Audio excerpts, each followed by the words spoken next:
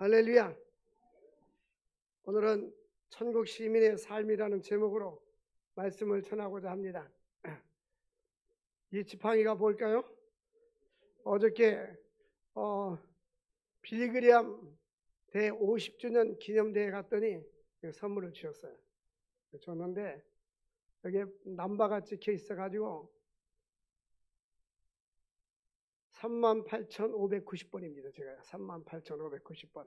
이게 보면 그 월드컵 경기장이 어저께 꽉 찼는데 한 7만 명이 좀 안 들어가고 한 6만 7, 8천 명 들어가는데 이게 다 하나씩 줬어요. 여러분들도 다음부터 그런 기회 있으면 꼭 가시기 바랍니다. 여러분 생전에 그런 기회가 올지 안 올지 모르겠어요. 이거는 빌리그램이 50년 전에 집회했는데 어저께 갔었어요. 그래가지고 얼마나 은혜가 넘쳤는지. 할렐루야. 저는 참 너무나 감격스러웠어요. 마음에 눈물이 나오더라고요. 그래서 제가 그 총신대학교 청동창에 이제 1년 후에 회장됩니다. 내가 간사가 있는데 기도 많이 하는 사람이에요. 전도사님인데 여기 왔느냐 하니까 영상으로 보고 있다고 해서 지금 영상으로 보고 있어 빨리 와라 그랬더니 애들 둘 데리고 왔어요. 그런데 저는 너무 감격스럽고 그렇다는 거예요. 근데 영상으로 보면 그거 영상 그 모니터만 보이잖아요. 전체 광경을 한눈에 못 보잖아요.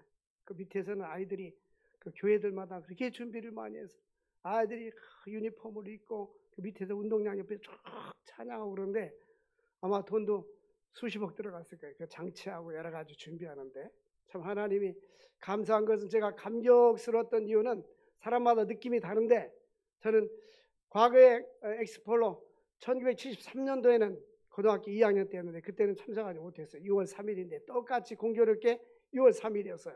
근데 참석하지 못했는데 고등학교 3학년 때 엑스폴로 70, 그 다음에 또 한 번 대형 집회가 있었어요.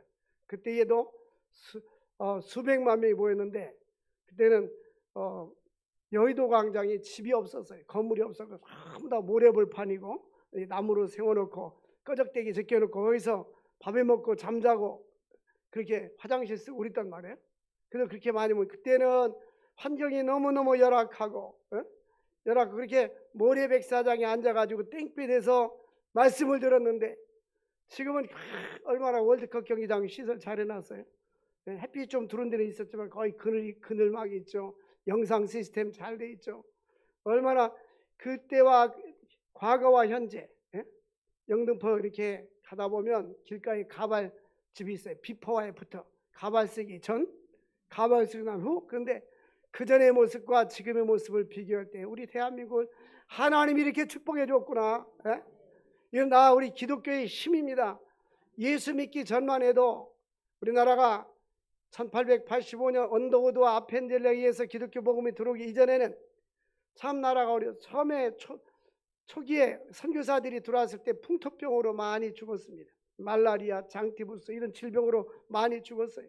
우리나라는 병원도 제대로 된 병원도 없었고 제대로 된 학교 하나도 없었습니다. 서당이나 있었고 상투 꽂고 살았습니다. 이렇게 가난한 나라에 하나님께서 선교사님들을 보내줘가지고 이화학당을 세워서 그때만 해도 남녀 차별이 심할 때 여성 교육기관이 없을 때에 이화여자대학교에 영어교육기관으로 4명의 여학생을 시작으로 해서 여자학교를 세운 겁니다. 그래서 고종황제가 이화라는 백꽃처럼 맑아라 하는 이화라는 이름을 지어준 거예요. 그래서 이화학당이 되고 그래서 발전된 것입니다. 언더우드 목사 아펜젤라 연세대학교를 세웠어요. 연세대학교에 가면 언더우드와 아펜젤라 동상이 있습니다. 이 나라는 복음의 빚진 자예요. 과거에 우리나라 초창기만 해도 선교사들이 다 학교를 세웠어요. 그래서 중고등학교 60, 70%가 미션 스쿨이었습니다. 지금은 학교에서 예배를 못 드리게 하고 차별금지법을 만들려고 합니다. 이것은 종교적인 차별하지 마라. 이제 전도도 못하게 하려고 하는데 동성애 합법화하려고 나라와 윤리가 도덕적으로 타락되어져 가고 있습니다. 이 나라가 하나님을 잊어버리면 망합니다. 하나님을 의지해야 됩니다. 하나님을 사랑하고 믿음으로 나가야 되고 성경으로 돌아가야 됩니다. 똑같은 장소에 앉았지만 저는 그런 생각을 했어요. 이 자리에 청소년들이 많이 있었으면 얼마나 좋을까. 어저께 생각하는 거예요. 저는 경기도지사 어저께 와가지고 깜짝 놀랐어요. 제가 고등학교 3학년 때 그 빌리그램 집회 때 자기는 저기 판잣집에 살았었는데, 청계천 판잣집에 살았었는데 버스표를 전략하느라고 걸어서 거기에 참석했다는 거예요. 나는 엑스플로 74 때 그랬는데 나하고 비슷하네. 상황도 비슷하고. 근데 사랑하는 성도 여러분들, 우리는 믿음으로 살아야 됩니다. 끌려가지 말고, 나태하게 살지 말고, 안일하게 살지 말고, 정체 있지 말고, 현재에 머무르지 말고, 우리 청년들이요, 비전을 가지고 꿈을 가지고 나르시기를 바랍니다. 예? 우리 학생들에게 학교에서도 강의합니다. 옛날 중고등학교 때 가정법에 if I were a bird, 내가 만약에 새라면 I fly to you, 나는 너에게 날아가리라. 내가 만약에 당신의 나이에 이런 조건과 여건이 있다면 나는 이렇게 할 것이다. 응? 유럽 가면 등록금을 안 내고 다니는 대학들이 많아요. 프랑스 같은 데는 학습비까지도 다 줍니다. 머물러 있지 말고 꿈을 펼쳐봐라. 응? 가난하다고 생각하지 말고 우리 하나님은 부유하시다. 게으르게 살지 말고요, 비전을 향하여, 도전을 향하여 나갑시다. 옆에 있는 권사님한테 쟤네들 보라고. 아마 유치원 아이나 하면 초등학교 1학년 아이들인데 걔들이 앉을 자리가 없어가지고 계단에 앉아서 엄마를 쫓아왔겠죠. 어렸을 때부터 아름다운 꿈과 비전을 심어주시고, 요단강을 건넜을 때 하나님의 능력으로 제사장들이 요단강 물에 들어갔을 때 요단강 물이 갈라졌어요. 위에서 내려오던 물은 멈추고 아랫물은 내려가 버렸어요. 이제 마른 땅처럼 요단강을 건너가서 여리고성을 공략합니다. 그때에 그곳에 제사장들이 쓴 곳에 돌 기념비를 세우라고 말합니다. 우리에게는 인생에 좋은 기념비가 있어야 돼. 내 인생에 좋은 추억거리가 있어야 돼. 응? 우리 인생의 신앙의 아름다운 추억거리, 또한 하나님이 나와 함께 하신 역사하신 추억거리, 믿음의 추억거리가 있기를 바랍니다. 오늘은 천국의 시민의 삶 중에 용서라는 단어를 가지고 용서에 대해서 말씀을 전하고자 합니다. 기독교의 탁월성은 뭐냐면 제3의 종교인 것입니다. 용서의 종교인 것입니다. 예수 그리스도만이 우리의 죄를 용서해 주실 수 있는 것입니다. 사카모니, 마호메트, 공자, 그 누구도 우리 인간의 죄를 용서할 수가 없습니다. 그리고 그들은 다 죽었습니다. 그러나 예수 그리스도만이 십자가에서 죽으시고 사흘 만에 부활해 주셨습니다. 우리 주님께서는 놀라운 권세는 제3의 권세, 예수님만이 우리의 죄를 용서해 주실 수 있습니다. 우리의 죄를 용서해 주신 주님이 내가 너희를 용서한 것처럼 너희를 또 용서하라고 했어요. 우리는 용서하는 삶을 살 수 있기를 바랍니다. 우리 한국 사람인데 미국에서 대학교 부총장 하는 사람이 있어요. 그 사람이 자기 가족으로부터 굉장히 어려움을 많이 겪었어요. 그러니까 책에다가, 성경책 한 표지에다가 용서라고 써가지고 다녀요. 용서.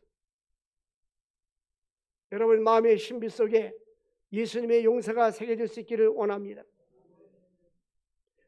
오늘 말씀에 보면 형제가 죄를 범하면 사랑으로 권면하라고 말씀드리고 있습니다. 하나님의 신앙의 공동체, 신앙의 공동체는 세속성과 거룩성이 있어요. 우리는 세상에 나가서 사는데 우리 모두가 다 죄인들입니다. 완전한 사람은 아무도 없습니다. 그런데 우리는 하나님께 택함받은, 구원받은 거룩한 사람들입니다. 우리는 죄인이면서 의롭다함을 받은 의인이 된 것입니다. 하나님의 부름받은 공동체가 된 것입니다. 이 교회의 기초는 예수 그리스도입니다. 교회의 주인도 예수 그리스도입니다. 교회의 머리도 예수 그리스도이십니다. 예수 그리스도께서 우리에게 요구하시는 것이 무엇입니까? 내가 거룩하니 너희도 거룩하라. 거룩한 삶을 추구하라는 것입니다. 건강한 종교개혁자들은 건강한 교회의 세 가지 표지를 말합니다. 건강한 교회가 세 가지 표시가 뭐냐? 첫 번째는 하나님의 말씀이 성경대로 신실하게 증거되고 있느냐, 강단에서 하나님의 말씀이 바르게 전파되고 있느냐 하는 것입니다. 두 번째는 성례식, 성찬식이 제대로 시행되고 있느냐 하는 것입니다. 오늘날 대부분의 교회들은 첫 번째와 두 번째는 잘 진행되고 있습니다. 세 번째는 뭐냐면 권증이 제대로 시행되고 있느냐 하는 것입니다. 70년대, 80년대까지만 해도 한국교회가 권징조례가 있었습니다. 그래서 주일 성수를 하지 않는 집사님들에게는 근신을 주고, 잘못했을 때는 직분을 줬을 때 정직시키고, 또 성찬식을 참여하지 못하도록 이렇게 훈계를 하고 권징조례가 있었습니다. 근데 지금은 하지 않습니다. 해도 말을 안 듣습니다. 왜냐하면 잘 있거라 부산항아, 이별의 항구야, 교회가 여기뿐이 없느냐, 옆에도 붙어있다, 그러면서 갑니다. 요즘 그래서 권징조례가 없어요. 셋 중에 하나가 지금 사라졌습니다. 네, 여기에는 지금 이 형제가 죄를 범했을 때에 그 앞에 보면 한 사람이 찾아가서 권면해주고 죄로부터 돌아서게 하라. 한 사람이 가서 말을 듣지 않으면 두 사람이 가서 증인이 또 말을 해줘라. 또 그래도 말을 듣지 않으면 교회가 말하고 그 맞지 않으면 세리와 이방인들처럼 취급하라고 말씀하고 있습니다. 그 이유는 뭡니까? 마태복음 18장 17절 보니까 교회의 말도 듣지 않으면 이방인과 세리처럼 취급하라고 했어요. 이방인과 세리는 당시 유대인의 통상 개념 속에서는 그들은 회당에 들어올 수가 없는 자들이었습니다. 이방인이나 세리들은 회당에 들어올 수 없어요. 그러니까 이방인들 취급하라는 것입니다. 그러면서 형제가 범죄했을 때 그들을 바로 돌아오게 하기 위해서 권면해 주라는 것입니다. 그 권면의 이유는 그가 하나님의 용서를 받고 바로 살게 하기 위한 것입니다. 마태복음 18장 18절 보면 무엇이든지 너희가 하늘에서도 매면 땅에서도 매고 땅에서도 매면 하늘에서도 맬 것이다. 그래서 땅에서 매면 하늘에서 매고 또 땅에서 풀면 하늘에서도 풀리라고 말씀했습니다. 이 말이 무슨 말씀이냐면 인간관계가 아름다워지고 서로 용서하고 사랑 가운데 거할 때에 하나님과의 나의 관계가 회복된다는 것입니다. 너희가 보이는 형제를 사랑하지 못하면서 보이지 않는 하나님을 사랑한다는 것은 거짓말이다. 종교개혁자들은 그랬어요. 교회를 어머니로 모시지 못하는 사람들은 하나님을 아버지로 모실 수 없다라고 말했습니다. 우리는 먼저 나의 보이는 형제를 사랑해야 하는 것입니다.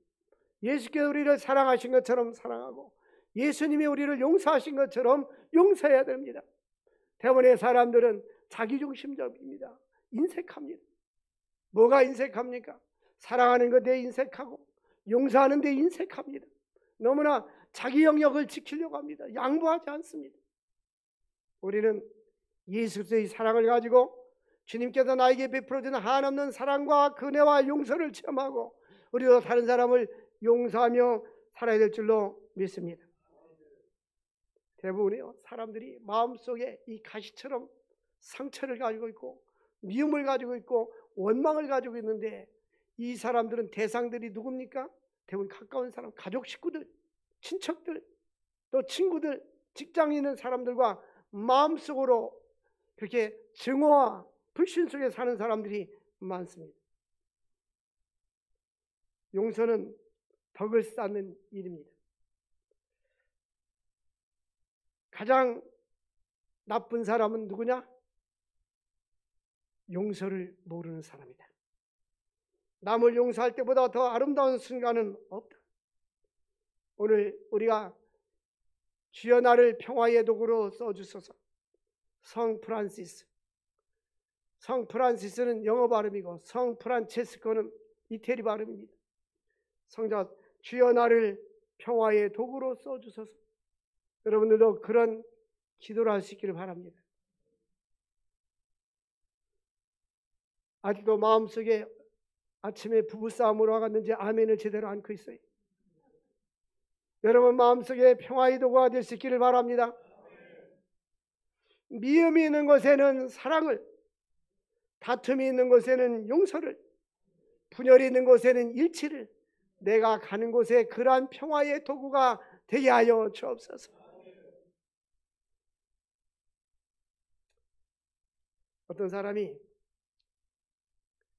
그 아버지가 계속 매일마다 저녁마다 노트를 쓰고 있더래. 노트에다 뭔가 쓰고 있는데 아무에게도 보여주지 않고 사람에다 놓고 잠고 안 보여주는 이 노트를. 그래서 아들이 궁금했어요. 어머니한테, 어머니 우리 아버지가 늘 노트에다 뭐를 쓰고 있는데 내가 그 노트를 보고 싶습니다. 그러니까 그 노트는 아버지가 돌아가시는 날 볼 수 있고 평상시는 볼 수가 없단다. 그래서 이제 그 노트를 다 보고 싶어 했습니다. 뭔가 대단한 내용이 들어있는 것 같았습니다. 그러면서 어머니에게 또다시 물었습니다. 어머니는 이야기합니다.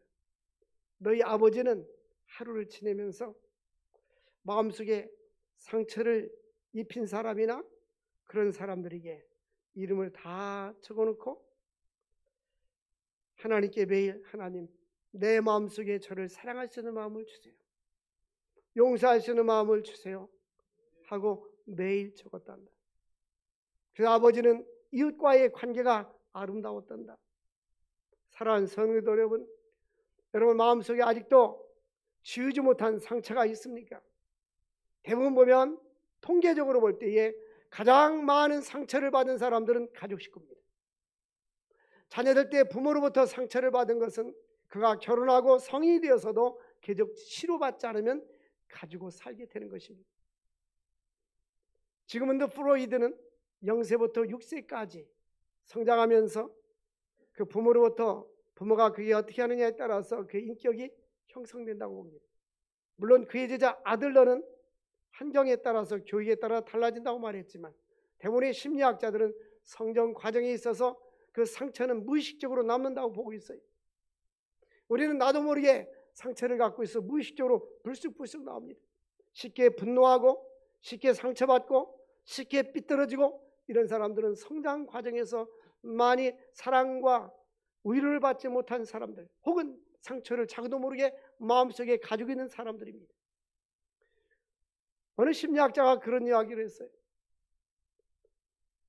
부모로부터 사랑을 받지 못하면서 자란 아이들, 어머니로부터 사랑을 받지 못한 아이들이 85%는 40세 이상 되면 중환병에 걸릴 확률이 있고 아버지로부터 사랑을 받지 못한 사람들은 83%가 40세 이상 되면 중환병에 걸릴 확률이 있다. 어머니와 아버지의 사랑을 받지 못하고 자란 사람은 90%가 40세 이상 되면 중환병에 걸릴 확률이 있다는 것입니다. 여러분, 우리에게는 사랑이 필요하고 사랑을 공급해 줘야 합니다. 우리는 상처를 줄 수도 있고 상처를 받을 수도 있습니다. 어떤 사람도 누구에게 상처를 주지 않은 사람은 없어요. 또한 상처를 받지 않은 사람도 없습니다. 그러나 예수 안에서 이 상처를 씻어버릴 수 있기를 바랍니다. 평화의 도구가 될 수 있기를 바랍니다. 오늘날 우리에게 필요한 것은 하나님의 용서와 예수님의 용서가 우리에게 필요합니다. 뿐만 아니라 우리는 나 자신을 스스로가 용서할 수 됩니다. 어떤 사람은 나의 죄악과 허물과 잘못된 것을 끌어안고 늘 삽니다. 괴로워합니다. 그리스도 예수 안에 있는 자에게는 결코 정죄함이 없느니라. 여러분, 과거에 실패한 것, 과거에 누구에게 상처받은 것, 과거에 여러 가지 나에게 이런 문제들이 있었다면 예수의 이름으로 잊어버리시기를 바랍니다. 고린도서 5장 17절 보면 누구든지 그리스도 예수 안에 있으면 새로운 피조물이라. 이전 것은 지나갔을 때 보라 새 것이 되었도다. 오늘 본문 앞에 보면 형제가 범죄할 때 사랑으로 권면하라고 말씀합니다. 빌립보서 2장 2절 보면 우리가 권면할 때에 사랑을 하며 마음을 같이 하며 사랑을 가지고 우리가 사람을 대할 때에 내 마음에 사랑을 가지고 대해야 되는 것입니다. 저 사람이 나에게 함부로 대한다 할지라도 우리는 예수 믿는 그리스도인들은 사랑으로 대하고 온유함으로 대하고 예수님의 사랑을 가지고 살아야 됩니다. 똑같아지면 우리가 믿는 사람들이 다를 바가 뭐가 있어요? 예수 믿고 집사나 권사나 장로가 됐다는 것 외에는 뭐가 차이가 있습니까? 우리 예수 믿는 사람들은 말하는 것과 행동하는 것과 삶이 달라져야 될 줄로 믿습니다. 예수 안에 있는 자에게는 새로운 피조물이라. 이전 것은 지나갔을 때 보라 새 것이 되었도다. 빌립보서 2장 3절에 보니까 특별히 우리가 사람을 대할 때에 겸손한 마음이 있어야 돼. 아무 일이든지 다툼이나 허영을 하지 말고 오직 겸손한 마음을 가져라. 겸손한 마음을 달라고 기도할 수 있기를 원합니다. 각각 자기보다 다른 사람을 낮게 여기라. 인격적으로 사람을 존중해 주어야 합니다. 예수님은 하나님과 본체이시지만 높은 보좌를 비우고 낮고 천한 이 세상에 오셔서 사람들과 같이 되었고 십자가에 죽기까지 복종하셨어요. 하나님은 그를 부활시켜서 지극히 높여서 모든 이름 위에 뛰어난 이름을 주신 것입니다. 낮고자 하는 자는 높아지고 높고자 하는 자는 낮아지는 것입니다. 오늘날 우리들이 회복해야 될 것이 바로 겸손입니다. 주님, 나에게 주님의 겸손을 회복시켜 주시옵소서. 많은 사람들은 용서를 받기로 원하고 사랑받기로 원하고 인격적으로 대접받기로 원하고 존중받기로 원합니다. 마태복음 5장, 6장, 7장은 예수님께서 산 위에 사신 말씀입니다. 이 산상순에 사신 말씀 마태복음 7장 12절이 황금률 핵심 요절입니다. 그러므로 누구든지 남에게 대접을 받고자 하는 대로 너희도 남을 대접하라. 사랑받고 싶으면 사랑을 주고 용서받고 싶은 사람은 용서하고. 할렐루야. 많은 사람들은 받는 것을 좋아하지만 주는 것에 대해서 인색합니다. 꼭 물질뿐만 아니라 우리는 다른 사람을 존중해주고. 빨리 아멘 하셔. 어떤 부흥사가 아멘 하시니까 장로님이 벌떡 일어나서 아멘거리가 있어야 아멘 하죠. 그랬다는데 아멘거리가 있어도 않는 사람은 뭡니까? 여러분, 이제 노트에다가 기도 제목을 한번 써보세요. 주님, 성 프란시스처럼 사랑의 사람이 되게 하여 주옵소서. 용서의 사람이 되게 하여 주옵소서. 주여 나를 평화의 도구로 써주소서. 유명한 예화가 있잖아요. 어떤 사람이 추운 겨울날 추위에 떨면서 찾아왔어요. 제가 너무 추워서 견딜 수가 없다고. 성 프란시스는 겉옷을 다 벗고 알몸으로 자기 온기로 그의 몸을 따뜻하게 데워줍니다. 우리에게는 사랑이 부족함을, 용서하는 마음이 부족함을, 이해가 부족함을 고백해야 됩니다. 하나님, 나의 죄를 용서하여 주옵소서.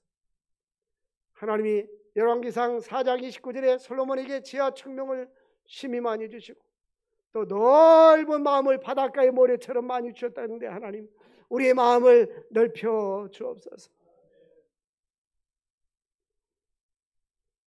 겸손한 마음, 빌립보서 2장 5절 보면 너희 안에 이 마음을 품으라. 곧 그리스도 예수의 마음이니.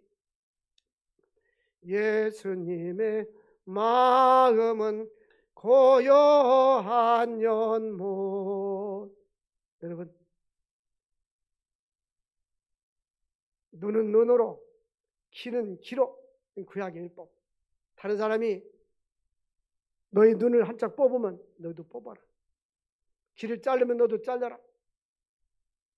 동일 보복, 똑같은 상태에서. 그것은 악법이 아니라요, 다른 사람이 눈 하나 뽑으면 너 2개 뽑지 말라. 그 이상은 하지 말라. 사랑의 법이 숨어 있어요. 그러나 예수님께서는 그러나 내가 너희에게 이르노니 원수를 사랑하고 원수를 위해서 기도하라. 우리가 분노가 솟아왔을 때 그때 하나님, 내가 왜 이렇게 내 마음이 좁습니까? 내 마음에 이렇게 사랑이 없습니까? 우리에게 필요한 것은 예수님의 사랑입니다. 나는 모르지만, 우리 자신은 모르지만 우리 때문에 상처받는 사람이 많이 있어요. 그 사람들은 밤잠을 자지 못하고 있어요. 그러나 본인들은 아무렇지 않습니다.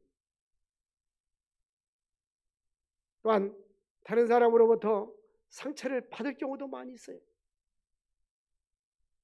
우리는 인간이기 때문에 완전할 수는 없습니다. 그러나 우리는 우리의 말과 행실을 조심하고 예수님의 사랑으로, 예수님의 은혜 가운데 주여 나의 입술을 추정하여 주옵소서. 잠언 30장의 아굴의 기도처럼 허탄과 거짓말을 내 입에서 멀리하게 하여 주옵소서. 예수 믿으면서도, 의식적으로 알면서도 쉽게 거짓말합니다. 우리 인간이기 때문에 거짓됩니다. 그러나 습관적으로 하는 것은 그 안에 성령님이 계시지 않냐고 어둠의 세력이 있기 때문인 것입니다.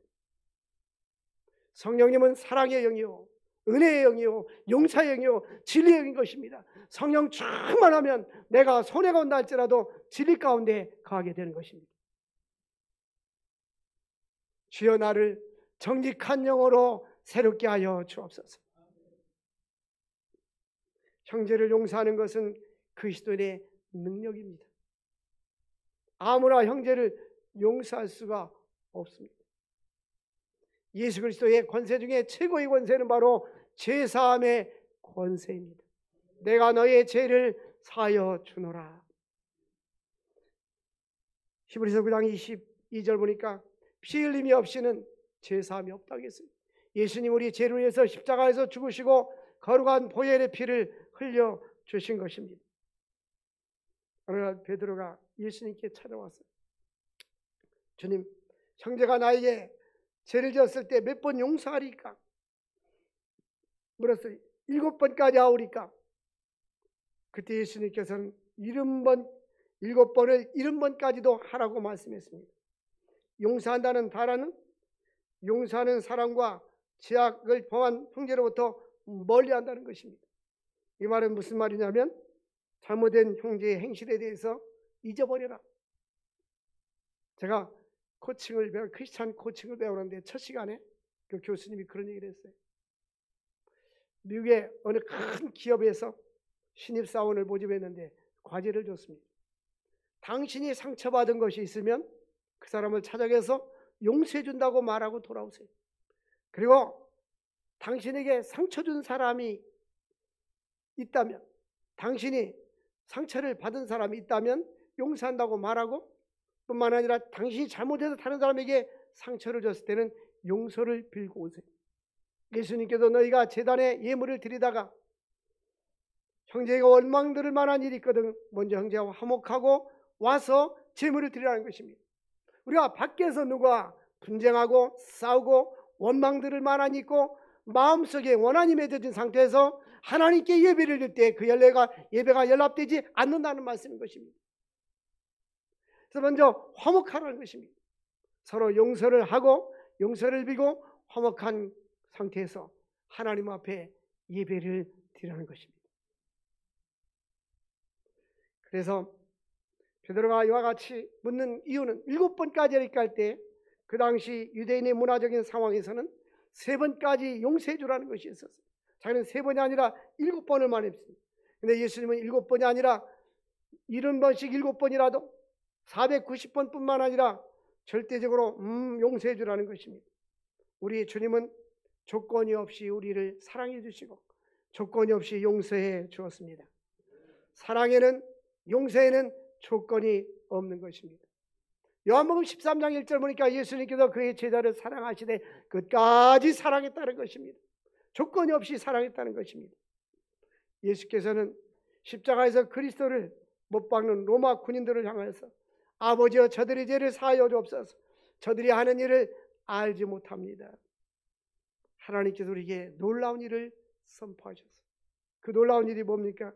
로마서 8장 1절입니다. 그리스도 예수 안에 있는 자에게는 결코 정죄함이 없느니라. 우리가 많은 죄를 졌어도 우리 주만 믿으면 죄사함을 받으면 영생 복락 멸류관 확실히 받겠네. 예수님은요 우리의 죄를 크고 작은 게 없어요. 예수 앞에는 크고 작은 게 없어요. 모든 죄를 다 용서해 주십니다. 우리는 죄사함을 받은 죄인이지만 죄사함을 받았기 때문에 의롭다함을 받는 자들인 것입니다. 그러므로 우리에게도 용서할 줄 알아야 돼요. 하나님, 내 마음속에 제가 용서하지 않는데, 용서가 안 되는데 용서할 수 있는 마음을 심어줘서 그리스도의 사랑이 나에게 부어지면 용서하지 못할 죄인이 없는 것입니다.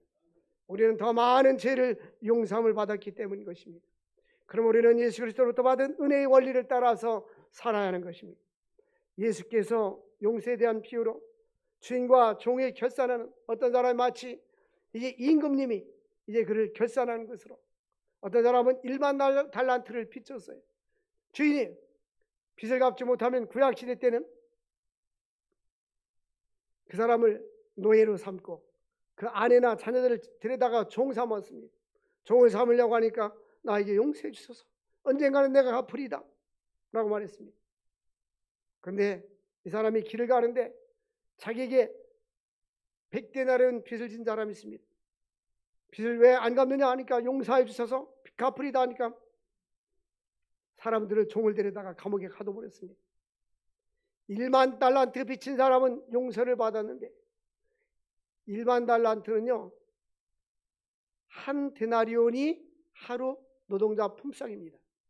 그런데 1만 달란트는 6천만 데나리온, 6천만 일을 해야 그 돈을 벌 수 있는 거죠. 6천만. 그래서 이걸 계산해 보니까 학자들이 쓴 주석을 보니까 금으로 따지면 34kg, 그리고 우리 돈으로 따지면 수천억에 해당되고 수천억에서 1조 원 정도까지 된다는 거예요. 이 돈이. 근데 그는 탕감받았는데 이 사람은 100데나리온 100일 일할 거, 3개월 열흘 일할 조금 탕감을 빚졌는데 이 사람은 갖다 감옥에다 진을 더 평생 갚아도 못 갚을 빚을 졌는데 이 사람은 작은 빚을 졌는데 자기는 탕감을 받았으면서 이 사람을 용서하지 못하니까 이제 이 사람을 갖다 가두라고 말했습니다. 그래서 사랑하는 성도 여러분, 우리는 하나님께로부터 놀라운 죄를 용서받았어요. 큰 죄를 용서받았습니다. 하나님께로부터 받은 죄를 생각하면 우리는 형제의 실수나 자물이나 허물을 용서하지 못할 것이 아무것도 없어요. 우리 하나님은 이사야서 43장 25절에 나는 내 허물을 도말하는 자니 내 죄를 기억하지도 아니하시리라. 진정한 용서는 잊어버리는 것입니다. 따라서 합시다. 용서하라. 그리고 잊어버려라. 자기 마음에다 용서해라. 그리고 잊어버려라. 진정한 용서는 잊어버리는 거예요. 진정한 용서는 잊어버리는 겁니다. Forgive and forget. 잊어버려라. 용서해라. 그리고 잊어버려라. 우리 주님은요, 기억도 하지 않았어요. 잊어버렸어요. 우리 주님은 우리를 죄를 용서할 때에 용서하고 나서 잊어버리는 것입니다. 많이 탕감받은 이 사람은 자기는 많이 탕감을 받았지만 자기에게 빚진 작은 빚을 용서하지 못해서 우리 주님께서 뭐라고 말씀합니까? 이제 너는 많은 것을 탕감받았거늘 내가 너를 불쌍히 여김같이 너희 동료를 불쌍히 여김이 마땅하지 아니하냐고 주인 노에서 그 빚을 다 갚도록 옥졸들에게 넘겨 감옥에 가둬버렸습니다.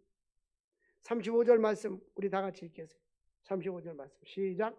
너희가 각각 마음으로부터 형제를 용서하지 아니하면 나의 하늘 아버지께서도 너희에게 이와 같이 하시리라. 우리가 형제를 용서하지 아니하면 하나님도 우리를 용서하지 않는다라고 말씀해 주었습니다. 마태복음 6장 14절과 15절 보면 너희가 사람의 잘못을 용서하면 하늘에 계신 아버지께서도 너희 잘못을 용서하거니와 너희가 만약 사람의 잘못을 용서하지 아니하면 하늘에 계신 아버지께서 너희 잘못을 용서하지 아니하리라.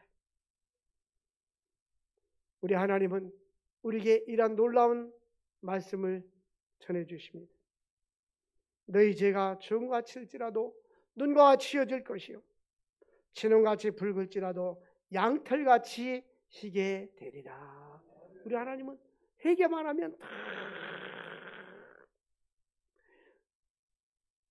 하면 다 용서해 준다고 약속했어요. 우리 하나님 앞에 다 용서받은 죄들이 만약에 하나님 우리를 용서하지 않았다면 우리는 이 땅에 존재할 수가 없습니다. 우리 하나님 앞에 너무나 큰 죄악들을 다 용서함 받고 하나님께서 어둠의 권세에서 사탄의 마귀의 권세에서 하나님 나라로 우리를 옮겨 주셨습니다. 이 하나님의 은혜를 감사하며 믿음으로 살아갈 수 있기를 원합니다. 하나님의 그 큰 사랑을 생각하면서 우리는 빚진 자입니다. 그러므로 우리 주변에 있는 사람들을 사랑하고 용서하며 예수님의 사랑으로 용서하고 예수님 앞에 우리가 빚진 자로서 사랑과 용서를 베풀며 살아갈 수 있기를 주의 이름으로 축원을 드립니다. 기도하겠습니다. 좋으신 하나님 아버지, 오늘도 귀한 말씀을 주셔서 감사합니다. 우리를 평화의 도구로 사용하여 주옵소서. 미움이 있는 곳에 사랑이 있게 하시고, 다툼이 있는 곳에 일치가 있게 하시고, 분열이 있는 곳에 일치가 있게 하옵소서. 하나님 아버지, 우리 마음속에 사랑을 심어주시고 쓴뿌리가 빠져나가게 하여 주옵소서. 예수의 보혈의 능력으로 우리의 모든 상처와 어둠과 미움과 질투와 하나님 아버지 패배의식과 열등감이 다 사라지게 하여 주옵소서. 하나님의 성령의 내로 충만하게 하여 주시옵소서.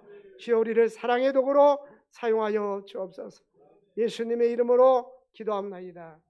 아멘.